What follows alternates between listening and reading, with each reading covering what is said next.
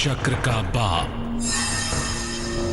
इससे पहले ना किसी ने सुनी, ना किसी ने देखी इतनी सटीक भविष्यवाणी। चाल चक्र। नमस्कार, बहुत स्वागत है आपका। आप देख रहे हैं चाल चक्र और मैं हूं आपके साथ शैलेंद्र पांडे। आज हम बात करेंगे आपके बच्चों की। बच्चों के साथ माता पिता का जीवन इस कदर जुड़ा हुआ होता है कि बच्चे की हर परीक्षा माता पिता की परीक्षा होती है, बच्चे की हर सफलता माता पिता की सफलता होती है और बच्चे की हर मुश्किल माता पिता के लिए बड़ी मुश्किल भी होती है। माता पिता बहुत कोशिश करते हैं, चाहे वो कोई भी माता पिता हो, कि बच्चा पढ़े लिखे और जीवन में आगे बढ़े। लेकिन अगर आपका बच्चा ठीक से पढ़ाई नहीं कर पाता है तो माता पिता को बहुत फ्रस्ट्रेशंस होती हैं, बहुत सारी परेशानियां होती हैं, परेशान हो जाते हैं। ट्यूशन लगाऊं, क्या करूं कि मेरा बच्चा पढ़े। तो आज उन माता पिता के लिए खास तौर से हमारा कार्यक्रम है जो अपने बच्चे की पढ़ाई करने से परेशान हैं कि बच्चा हमारा पढ़ता ही नहीं है, बच्चे की पढ़ाई में समस्या आ रही है। क्या मामला है इसके पीछे ग्रहों का? बच्चे का पढ़ाई में मन ही नहीं लगता, बच्चा लिखता ही नहीं है। तो ऐसे कौन से उपाय हैं जिनको करने से आपका बच्चा पढ़ सके? दबाव से नहीं, प्रेम से, ठीक तरीके से आपका बच्चा पढ़े। उसके लिए ज्योतिष के उपाय आज आपको बताने की चेष्टा करेंगे, कोशिश करेंगे। बात आपके राशियों की होगी, आज का दिन कैसा जाने की संभावना बनती है और आप जान पाएंगे आज का शुभ पहर दरअसल क्या है। तो बात आज आपके बच्चे की, बच्चे के पढ़ाई की, लेकिन सबसे पहले आज का पंचांग। आज तिथि है ज्येष्ठ कृष्ण पक्ष की नवमी तिथि, नक्षत्र है धनिष्ठा, इसके उपरांत शतभिषा। चंद्रमा कुंभ राशि में संचरण कर रहे हैं। राहुकाल का समय दोपहर के 12 बजे से 1:30 तक। उत्तर दिशा की तरफ आज यात्रा करने की मनाही है, लेकिन अगर यात्रा करना जरूरी है, मजबूरी है, तो ऐसी दशा में आपसे निवेदन है कि जरा सी हरी सौंफ खाकर और भगवान का स्मरण करके यात्रा करेंगे तो मुश्किल से बचे रहेंगे। बच्चे की शिक्षा की अलग अलग मुश्किलें क्या हैं और उन अलग अलग मुश्किलों को दूर करने के उपाय क्या हैं, इस पर हम बात करेंगे। लेकिन सबसे पहले ये जानते हैं कि किसी भी बच्चे की शिक्षा का संबंध जो है, एसोसिएशन जो है, वो किन ग्रहों से है भाई। बच्चे का मतलब जन्म से लेके 8 साल तक या मैक्सिमम 12 वर्ष तक, ठीक है ना। 12 वर्ष तक का जो लड़का है, छात्र है, छात्रा है, वो बच्चा है बेसिकली। देखिए, बच्चे का जो जीवन है ना, वो मुख्य रूप से चंद्रमा से संचालित होता है। जन्म से लेके 8 साल तक चंद्रमा की भूमिका तो बहुत ही ज्यादा होती है, लेकिन मोटे तौर पे 12 वर्ष तक, जब तक टीन एज शुरू ना हो, तब तक चंद्रमा की भूमिका रहती है। और चंद्रमा मन का मालिक होता है, इसीलिए कहते हैं ना बच्चे मन के सच्चे, क्योंकि जो मन है उनका वो बहुत प्योर होता है, बहुत पायस होता है। और अमूमन 12 साल के पहले बच्चे का जीवन चंद्रमा से संचालित होता है। इसके अलावा बच्चे पर कुछ प्रभाव मरकरी का भी होता है, कुछ प्रभाव बुध का भी होता है। क्योंकि बुध मतलब बुद्धि, जो दिमाग का कंस्ट्रक्शन है ना, जो निर्माण है ब्रेन का। बच्चे का दिमाग कैसा है? कहते हैं ना मेरा बच्चा बड़ा शार्प ब्रेन का है भाई, चीजें समझ लेता है। मेरा बच्चा तो बड़ा डम्ब है, समझ ही नहीं पाता, बोल ही नहीं पाता, अपनी बात रख ही नहीं पाता। तो बच्चों के जो ब्रेन वाला पार्ट है ना, वो मरकरी के पास है, बुध के पास है।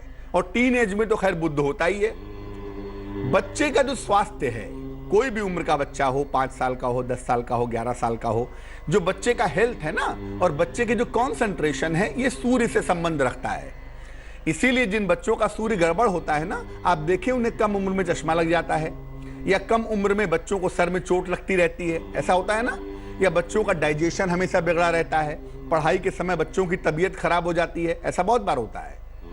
तो बच्चे का जो कंसंट्रेशन वाला पार्ट है, जो सेहत का पार्ट है ना, ये सूर्य से संबंध रखता है।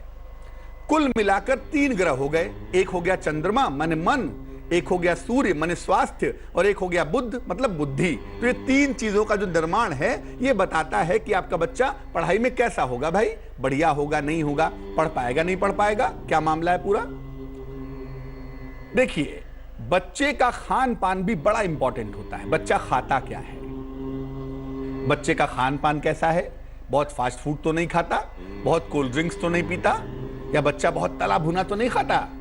बच्चे का खान पान बहुत इंपॉर्टेंट है। और पारिवारिक माहौल भी बड़ा इंपॉर्टेंट है। आपके परिवार में पति पत्नी में रोज रोज झगड़ा हो रहा है, पति पत्नी में रोज रोज कलह कलेश हो रहा है, ऐसी दशा में आप ये उम्मीद नहीं कर सकते कि आपका बच्चा बहुत अच्छी पढ़ाई करेगा। भाई तो बच्चे का खान पान भी बड़ा इंपॉर्टेंट है और पारिवारिक माहौल भी बहुत इंपॉर्टेंट है।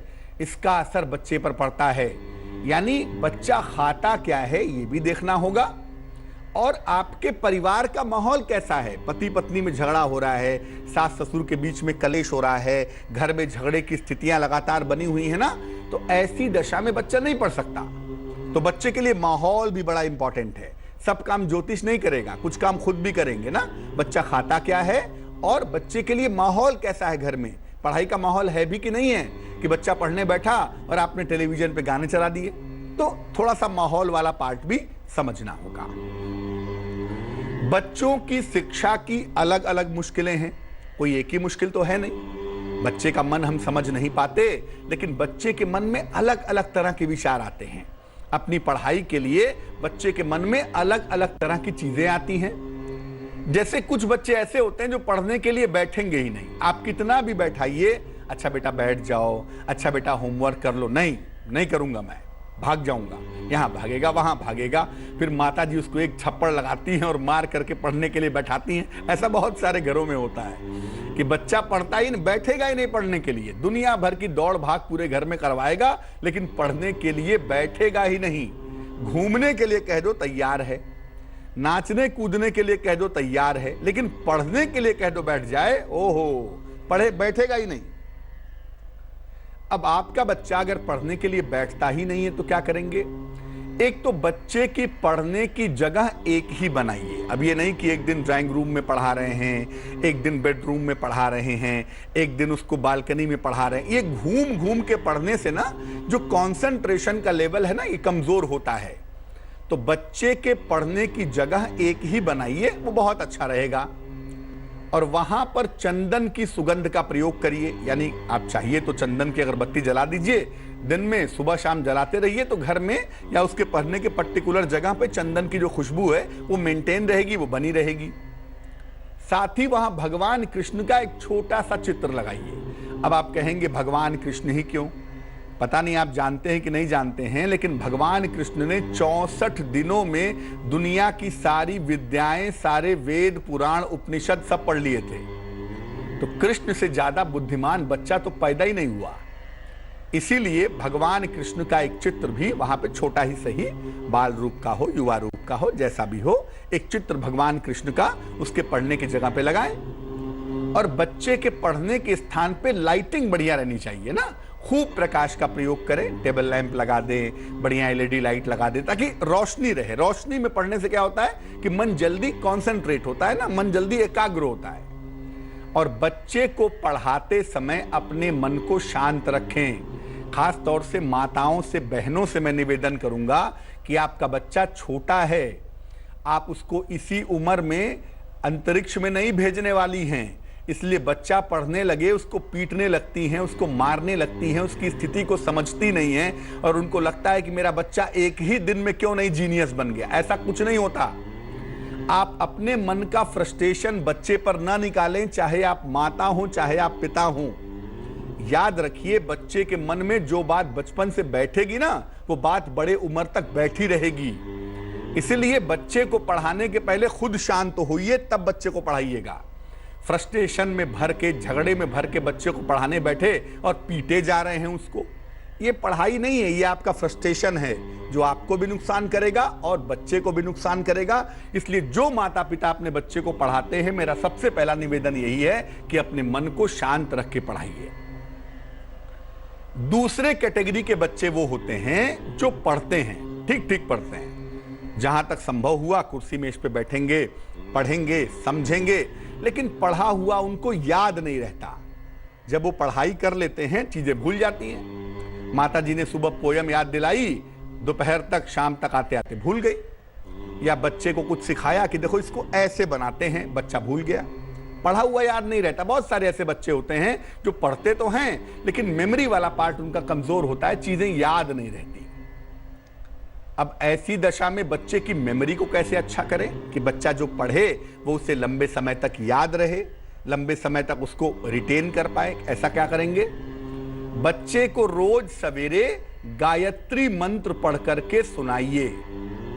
बच्चा छोटा है, नहीं पढ़ सकता, तो बच्चे को अपने बगल में प्रेम से बैठाइए और बोल बोलकर कम से कम 27 बार गायत्री मंत्र रोज सुबह बोलिए। बच्चे के स्कूल जाने के पहले बच्चे को बगल में खड़ा करके या बैठा करके गायत्री मंत्र सुनाइए। बच्चे के माथे पर या कंठ पर, यहां पर या यहां पर चंदन का तिलक लगाइए। देखिए, बहुत सारे माता पिता ये कहेंगे कि मेरे बच्चे के स्कूल में चंदन अलाउड नहीं है। क्यों अलाउड नहीं है? हमारा संस्कार है, हमारी परंपरा है, क्यों अलाउड नहीं है भाई? हम अपने बच्चे को तिलक लगाएंगे, कोई अपराध तो है नहीं तिलक लगाना। और तिलक लगाने का वैज्ञानिक पार्ट भी है। स्कूल वाले मना करते हैं, स्कूल वाले कल को यह भी मना करेंगे कि भगवान को सर ना झुकाओ, तो नहीं झुकाएंगे क्या? इसलिए हम अपनी परंपरा पे ही चलेंगे, कोई माने या ना माने। तो अपने बच्चे के कंठ पर, माथे पर या कंठ पर चंदन का तिलक लगाएंगे।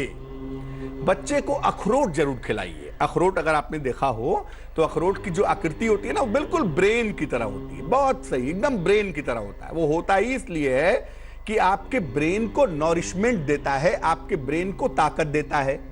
तो अपने बच्चे को अखरोट जरूर खिलाएं। बच्चे के गले में एक ओनेक्स पहनवाएं। बड़ा सस्ता सा पत्थर है, एक 6-7 रत्ती का ओनेक्स चांदी के लॉकेट में बनवा करके हरे धागे में अपने बच्चे के गले में पहना दें बुधवार को शाम को।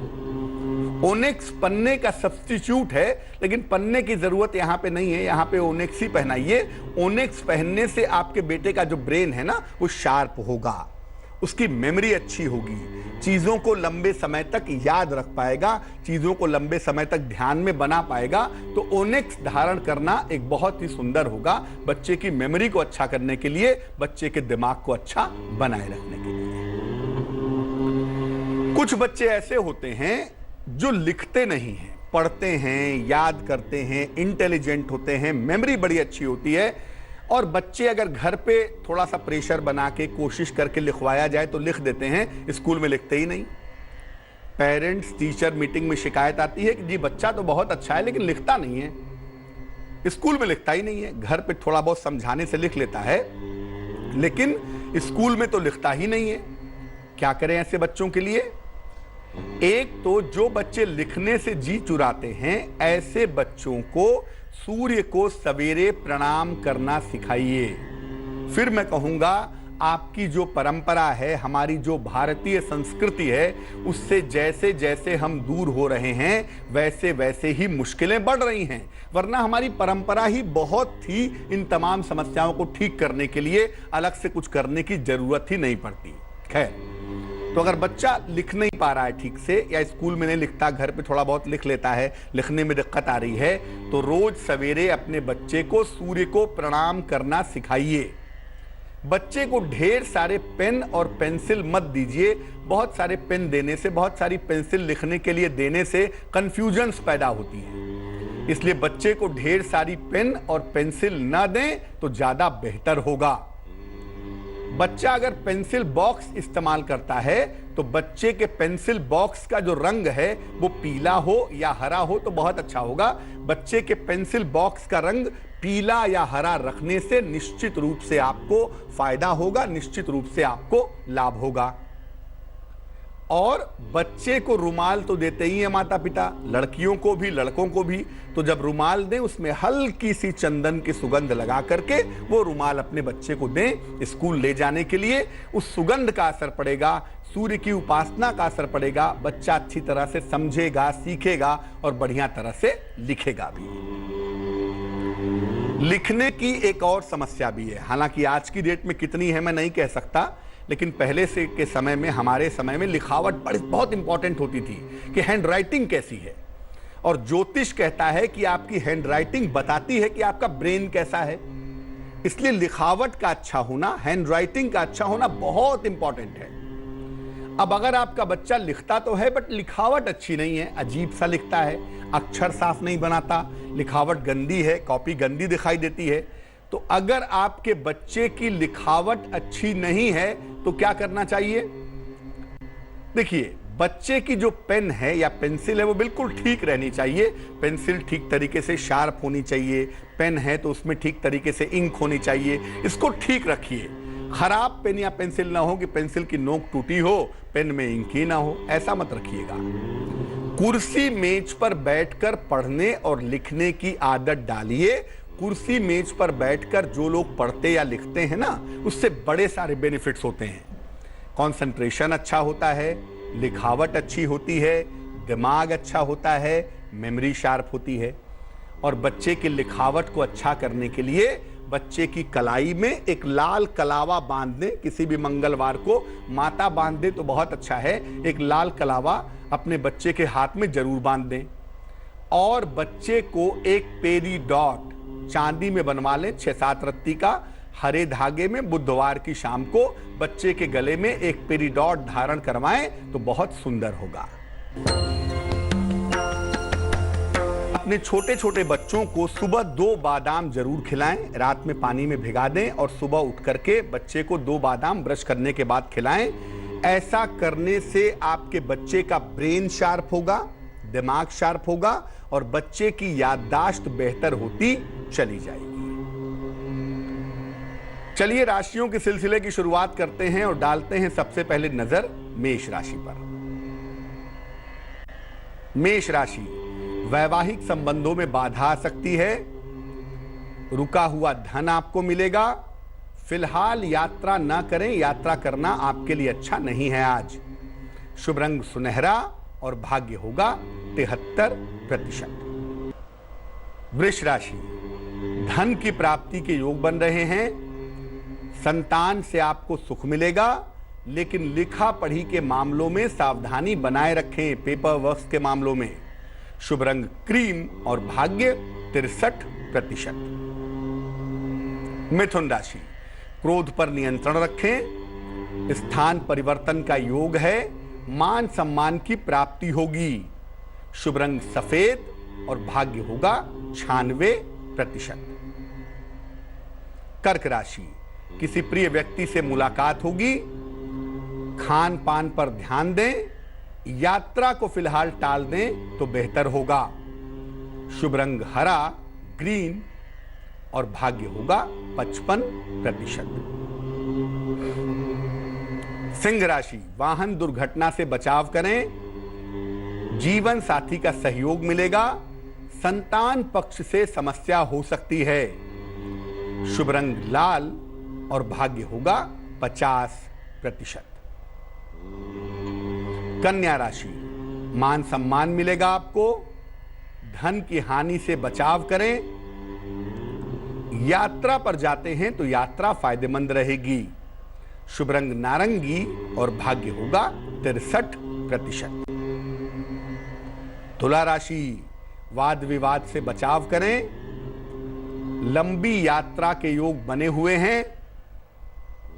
शुभ रंग लाल और भाग्य 89%। वृश्चिक राशि, किसी धार्मिक स्थान की यात्रा पर, तीर्थ यात्रा पर जा सकते हैं, उपहार सम्मान का लाभ मिलेगा, क्रोध पर नियंत्रण बनाए रखें। शुभ रंग क्रीम और भाग्य होगा 40%। धनु राशि, मुकदमेबाजी से बचाव करें, नौकरी में प्रमोशन के योग हैं, आर्थिक लाभ की प्राप्ति होगी। शुभ रंग सिल्वर और भाग्य होगा 59%। मकर राशि, खान पान पर नियंत्रण रखें, प्रिय व्यक्ति से मुलाकात होगी, नई नौकरी मिलने का योग बना हुआ है। शुभ रंग स्लेटी और भाग्य होगा 45%। कुंभ राशि, पारिवारिक मामलों में समस्या आ सकती है, मान सम्मान मिलने के योग हैं, आर्थिक उन्नति भी हो पाएगी। शुभ रंग भूरा और भाग्य होगा 87%। मीन राशि, शिक्षा प्रतियोगिता में सफलता मिलेगी। धन के नुकसान से बचाव करें। वाणी पर नियंत्रण बनाए रखें। शुभ रंग चमकदार नीला ब्राइट ब्लू और भाग्य होगा 98%।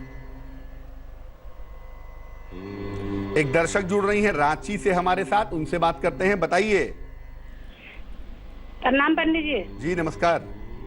पंडित जी, हम अपना बोलते बेटी के बारे में थोड़ा सा बात करना चाह रहे थे आप। डेट ऑफ बर्थ बताइए बेटी की। बेटी का बर्थ डेट ऑफ बर्थ 2000 बोलते 4 को जन्म हुआ था। तारीख बताइए। तारीख 15 अगस्त 15 अगस्त 2004। जी। और समय बताइए। समय 9 बजे सर हुआ था। 9 बजे सुबह या शाम? शाम को सर। कहाँ पे जन्म हुआ है? रांची में हुआ था। पूछिए क्या सवाल है। सर पूछना चाहते हैं ना, मेरी सर जो मतलब बेटी है ना सर, वो ना अच्छा से बोल नहीं पाती है। वो मतलब बोली सर साफ मतलब उसका सर बोली नहीं निकलता है। और सर वो इसी कारण सर वो पढ़ भी नहीं पाती है अच्छा से सर। बस यही पूछना चाह रहे थे। आपकी बेटी की कुंडली मीन लग्न की है। बेटी की राशि बनती है कर्क। जो वाणी का ग्रह है मंगल, वो कमजोर है, छठे खाने में बैठा है।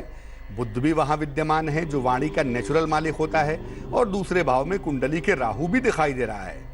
तो बुध की स्थिति कमजोर होने की वजह से ही आपकी बेटी को बोलने में, वाणी के मामले में दिक्कत आ रही है। अपनी बेटी को एक पन्ना पहना दें, 6-7 रत्ती का पन्ना, चांदी के लॉकेट में, हरे धागे में, बुधवार की शाम को बेटी के गले में पहनाएं। दूसरा, अपनी बेटी को रोज सवेरे खाली पेट 2 पत्ते तुलसी के भी खाने के लिए दें। और तीसरा, अपनी बेटी को ज्यादा से ज्यादा हरे रंग के वस्त्रों का इस्तेमाल करवाएं। बेटी की वाणी ठीक होगी और आने वाले समय में वाणी की वजह से समस्या नहीं होगी। हिमानी जुड़ रही है हमारे साथ पुणे से। हिमानी से बात करते हैं। हिमानी बताइए। हेलो, नमस्ते गुरुजी। जी नमस्कार, प्रणाम आपको। कोटि प्रणाम जी। बताइए। नमस्कार सर। मेरी बेटी की डेट ऑफ बर्थ है 22 सितंबर 1989। सितंबर 1989। हाँ। और उसके लिए हमने बीच में कुंभ विवाह करवाया था, और उसके अभी शादी के योग नहीं बन रहे। समय बताइए अपनी बेटी के जन्म का। 5 शाम के 5:14 और जन्म स्थान है सतारा। सतारा महाराष्ट्र। जी जी। तो अभी आपने उसके लिए कुंभ विवाह करवाया था? जी जी। लेकिन अभी तक आपकी बेटी का विवाह नहीं हो पा रहा है? Yes sir. आपकी बेटी की जो कुंडली हमारे पास बनती है, इस कुंडली के हिसाब से आपकी बेटी के विवाह में थोड़ा सा विलंब है, बहुत ज्यादा तो नहीं। कुंभ लग्न की कुंडली है और आपकी बेटी की राशि बनती है मिथुन। इसके हिसाब से जो संभावनाएं हैं विवाह की, वो ज्यादातर 2019 में दिखाई दे रही हैं। 2019 के फरवरी से लेके अक्टूबर तक का या नवंबर तक का जो समय है, उसमें आपकी बेटी का विवाह हो जाने की संभावना प्रबल रूप से दिखाई देती है। शुक्र नामक ग्रह थोड़ा सा कमजोर है, और शुक्र के कमजोर होने की वजह से ही विवाह में थोड़ा सा विलंब हो रहा है। एक ओपल नाम का रत्न, वजन में 12 से 14 रत्ती, चांदी की अंगूठी में, सीधे हाथ की तर्जनी उंगली में, शुक्रवार की शाम को अपनी बेटी को एक ओपल पहनाएं। उससे आपकी बेटी को लाभ होगा। और दूसरा, अपनी बेटी के स्वास्थ्य का ध्यान दीजिएगा कि इस समय कहीं चोट चपेट ना लगे, या पेट से संबंधित कोई समस्या ना हो, या आंखों में कोई दिक्कत ना हो। थोड़ा सा स्वास्थ्य वाले पार्ट का इस साल ध्यान रखिएगा। विवाह अगले साल हो जाएगा, वैवाहिक जीवन ठीक रहेगा, उसमें कोई चिंता करने की आवश्यकता नहीं है। शर्मिला जुड़ रही हैं हमारे साथ रतलाम से, मध्य प्रदेश से। उनसे बात करते हैं। शर्मिला बताइए। हाँ नमस्कार पंडित जी। जी नमस्कार। हाँ, मैं अपने भाई के लिए पूछना चाह रही थी। जन्म की तारीख बताइए भाई साहब की। हाँ, 5/2/68। 5/2/68। हाँ। समय बताइए। सुबह 7 से 7:15 के बीच में। कहाँ पे जन्म हुआ है? उज्जैन। क्या दिक्कत हो गई आपके भाई साहब को? अरे उनको ना 5-6 साल से कुछ धंधे का सेट ही नहीं बैठ रहा है। तो स्वास्थ्य भी ठीक नहीं रहता है, और कुछ भी धंधा करता है तो हो भी नहीं पाता है, उसका भी वो लगता ही नहीं है। और इतनी उम्र हो गई, बहुत परेशान है। मम्मी पापा भी बहुत बुजुर्ग है तो वो भी बहुत परेशान है उसके धंधे की वजह से। वो कोई नौकरी करना नहीं चाहता, बिजनेस में पैसा लगा नहीं पा रहे हैं। क्या करे, क्या उसको सोच करे। कुंडली आपके भाई की मकर लग्न की बनती है और आपके भाई साहब की राशि बनती है मेष। महादशा आपके भाई साहब की राहु की चल रही है और अंतरदशा इस समय चल रही है बृहस्पति की। देखो, वक्त बहुत अच्छा नहीं है, लेकिन इतना जरूर है कि इस साल के अक्टूबर में, यानी अक्टूबर 2018 में ग्रहों के बदलाव के बाद इनका करियर बेहतर हो जाएगा। ग्रहों के बदलाव के बाद इनको सफलता मिलने की संभावना बन जाएगी, पहली बात। दूसरी बात यह है कि अगर ये अपने जन्म स्थान से दूर जाकर के काम करने का प्रयास करें, व्यवसाय करने की कोशिश करें, तो उसमें इनको सफलता मिलेगी। पानी से संबंधित चीजें, लोहे से संबंधित, इलेक्ट्रिकल इलेक्ट्रॉनिक्स से संबंधित चीजें इनको सफलता देंगी। इससे संबंधित क्षेत्रों में इनको काम करना चाहिए। अपने भाई साहब को एक पन्ना पहना दें, 6-7 रत्ती का पन्ना, चांदी की अंगूठी में, सीधे हाथ की सबसे छोटी उंगली में। बुधवार की शाम को पन्ना पहनने से इनको लाभ होगा। और दूसरा, रोज सुबह और रोज शाम अपने भाई साहब से कहें कि एक एक बार बजरंग बाण का पाठ करें, तो उससे भी लाभ जरूर होगा। इस समय पेट संबंधी समस्याओं का और अनावश्यक विवाद न हो, ऐसी समस्याओं का ध्यान रखना आवश्यक है। चलिए अब खोलते हैं भाग्य का दरवाजा और निकालते हैं उपाय। छोटे बच्चों को कोल्ड ड्रिंक्स देने से बचना चाहिए। कोल्ड ड्रिंक देने से एक तो राहु खराब होता है, दूसरे बच्चे हाइपर एक्टिव हो जाते हैं और बच्चों के अंदर उपद्रव के गुण आ जाते हैं। तो जहां तक संभव हो बच्चों को कोल्ड ड्रिंक देने से बचाना चाहिए। चलिए अब जान लेते हैं आज का महत्वपूर्ण समय क्या है शुभ पहर में। आज का शुभ पहर है शाम को 6:30 से रात के 8 बजे तक।